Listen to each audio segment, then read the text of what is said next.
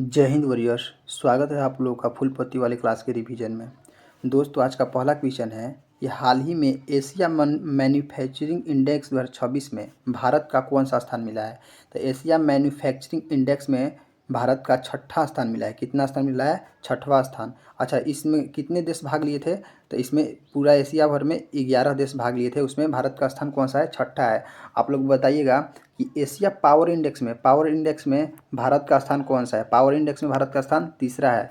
अच्छा, Asia power index में भारत का स्थान तीसरा है। अब फायर पावर इंडेक्स में एशिया इंडिया का स्थान कौन सा है? तो फायर पावर इंडेक्स में इंडिया का स्थान चौथा है। कौन सा है? चौथा है। अच्छा, आप लोग बताइएगा, एशिया पावर हो गया, फायर पावर हो गया।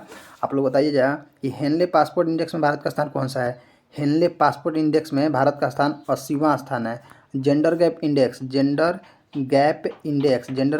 भारत का स्थान कौन सा है? तो 131वां है। ये कुछ इंपॉर्टेंट है, इसको कल लिखवाए थे इसलिए आज नहीं लिखवा रहे हैं, इसे भी याद कर लीजिएगा। चलिए देखते हैं आगे। मेक इन इंडिया प्रोग्राम को 25 सितंबर 2014 को शुरू किया। कब किया गया शुरू? मेक इन इंडिया को 25 सितंबर 2014 को शुरू किया गया। देखिए, ये सब क्षेत्र के बारे में देख लीजिए कि इकोनॉमिक्स का टॉपिक है। तो क्षेत्र मेनली तो 3 प्रकार के होते हैं, लेकिन आजकल चतुर्थ और पंचम प्रकार भी आ गया है। तो प्राथमिक क्षेत्र में सब लोग जानते हैं कृषि, पशुपालन, मत्स्य पालन, खनन, ये सब प्राथमिक क्षेत्र में आते हैं। द्वितीय क्षेत्र में आते हैं निर्माण, विनिर्माण, बिजली गैस की आपूर्ति, ये सब द्वितीय क्षेत्र में आते हैं। तृतीय क्षेत्र में कौन कौन आता है? सेवा आते हैं। सेवा में जैसे में स्कूल हो गया, हॉस्पिटल हो गया, ये सब तृतीय क्षेत्र में आते हैं। अच्छा, चतुर्थ क्षेत्र में रिसर्च एंड डेवलपमेंट आता है। रिसर्च एंड डेवलपमेंट किस में आता है? चतुर्थ क्षेत्र में आता है। पंचम क्षेत्र में आता है एमडी हो गया, सीईओ हो गया, कोई राजनेता वगैरह हो गया, तो ये सब पंचम क्षेत्र में आते हैं। क्वेश्चन नंबर सेकंड देखिए। क्वेश्चन नंबर सेकंड है आप लोग का कि हाल ही में सुनीता विलियम्स 27 साल की सेवा के बाद, कितने साल की सेवा के बाद? 27 साल की सेवा के बाद नासा से रिटायर हुए। किससे रिटायर हुए? नासा से रिटायर हुई है। उनके पास अंतरिक्ष में कितने दिन रहने का रिकॉर्ड है? इनको अंतरिक्ष में कितने दिन रही है? तो ये 608 दिन रही है। अंतरिक्ष में कितने दिन रही है? 608 दिन रही है। सुनीता विलियम्स स्पेस में मैराथन दौड़ने वाली पहली महिला है। सोचिए कि सुनीता विलियम्स ने कि यहाँ पर स्पेस में मैराथन दौड़ी है। पूछेगा कि स्पेस में मैराथन दौड़ने वाली पहली महिला कौन सी है? तो सुनीता विलियम्स हैं। सुनीता विलियम्स ने 62 घंटा से अधिक स्पेस वॉक की है, स्पेस में टहली हैं 62 घंटा से भी अधिक। सुनीता विलियम्स की पहली उड़ान डिस्कवरी थी। सुनीता विलियम्स की पहली उड़ान कौन सी थी? डिस्कवरी थी, जिसको 2006 में उड़ाई। इन्होंने कब उड़ाया इसको डिस्कवरी को? 2006 में।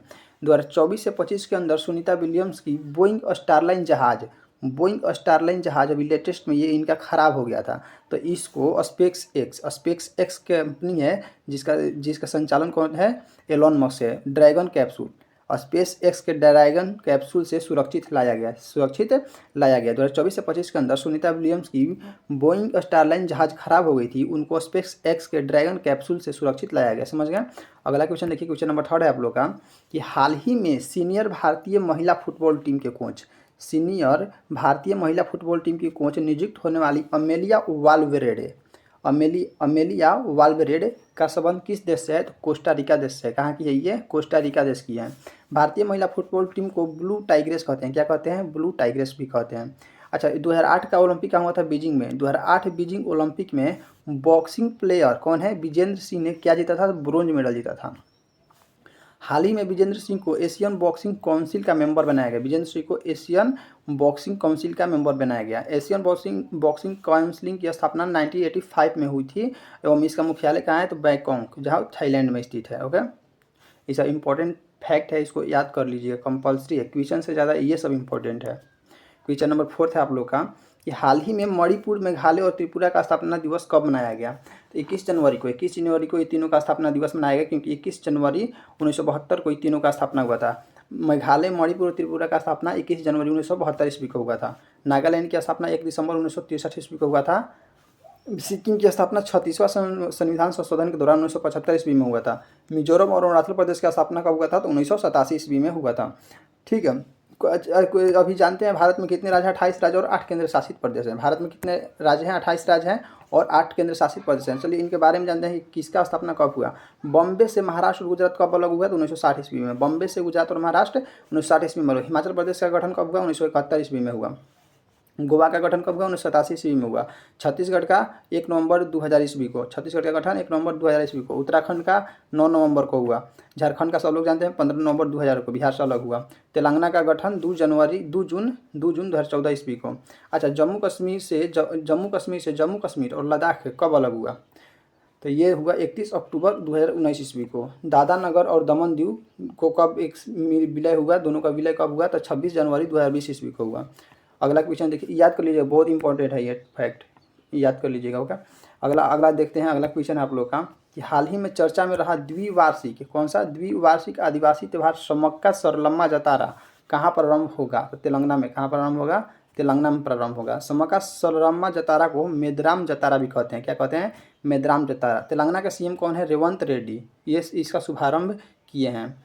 समक्का सरलम्मा जतारा त्यौहार को कोया समुदाय, किस समुदाय द्वारा किया जाता है? तो कोया समुदाय द्वारा किया जाता है।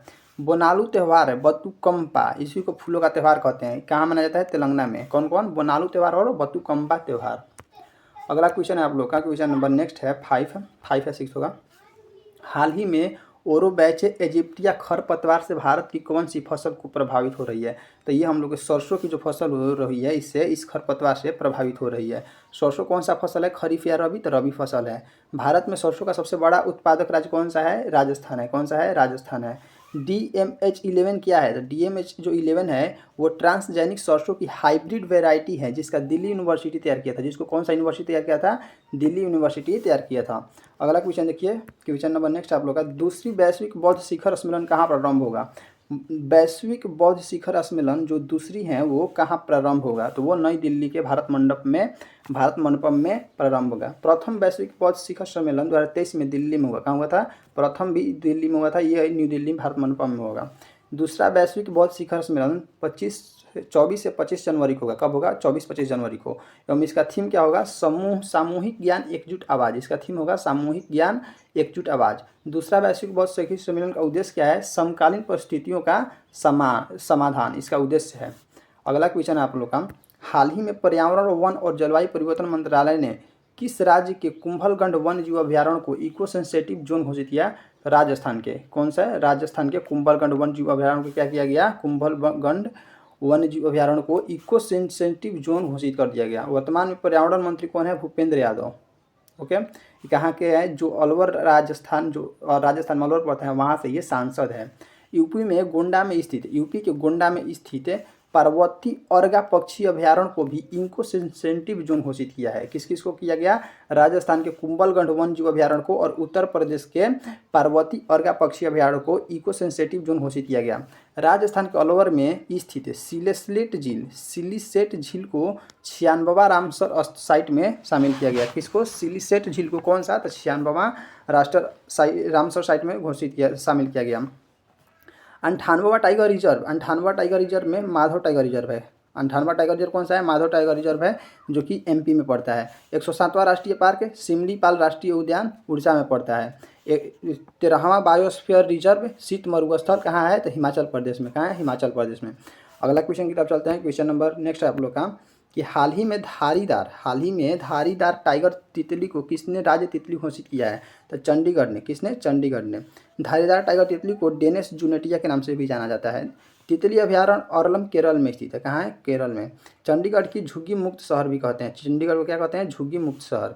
हाल ही में नेक्स्ट क्वेश्चन आप लोग का कि हाल ही में गैर हिंदी भाषा के लेखकों के लिए नया राज्य पुरस्कार सेमोजी इलिकिया बिरुदु की घोषणा किसने की है? तो तमिलनाडु ने की है। सेमोजी इलिकिया बिरुदु पुरस्कार के साथ साथ इनामी राशि में 5 लाख रुपया भी दिया जाएगा। इस पुरस्कार के साथ साथ 5 लाख रुपया भी दिया जाएगा। तमिलनाडु को वर्तमान CM पूछेगा तो बताना है स्टालिन है। कौन है? स्टालिन है। तो आज का हम लोग का 10 क्वेश्चन खत्म होता है। मिलते हैं कल के वीडियो में।